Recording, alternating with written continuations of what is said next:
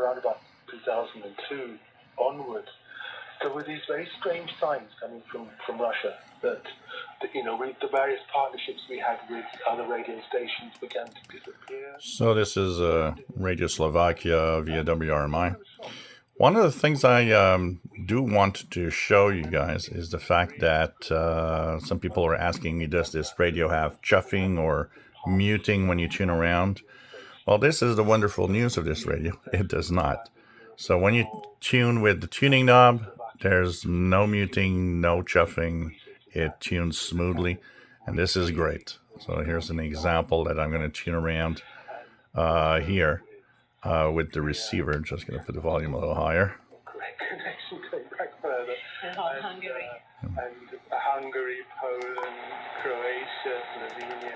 Look at that.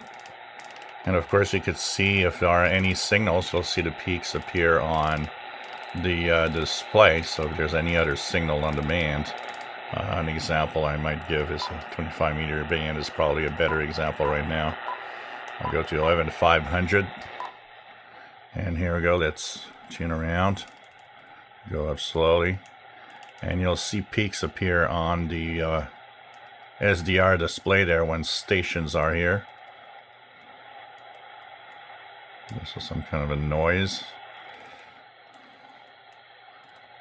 And let's go up. Something weak here.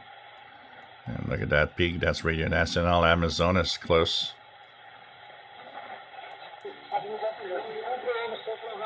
There you go. Radio Nacional Amazonas. So no muting at all. Just smooth tuning that goes through the bands. So this is the cool thing about this.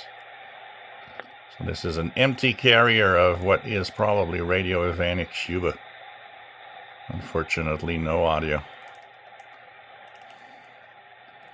Anything else on the band? Back down, nothing much here. Let's try to get the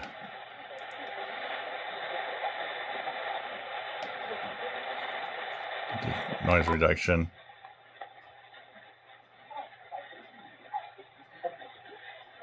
This sounds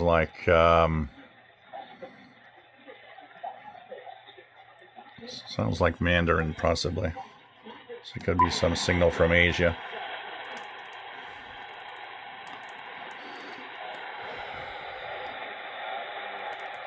It's pretty cool. Pretty cool. At least you can tune around without having that chuffing. So let me go back to Radio Slovakia. About the Czech Republic in Spanish or French. And when I was working for the BBC as a correspondent in Prague in the late 1990s, I was also covering Slovakia and Ukraine. And I found it incredibly difficult to sell stories from both Slovakia and Ukraine, simply because for whatever reasons, the international media have a lot of blank spaces, a lot of countries which are neglected, which are underreported, and that's certainly true of our part of the world.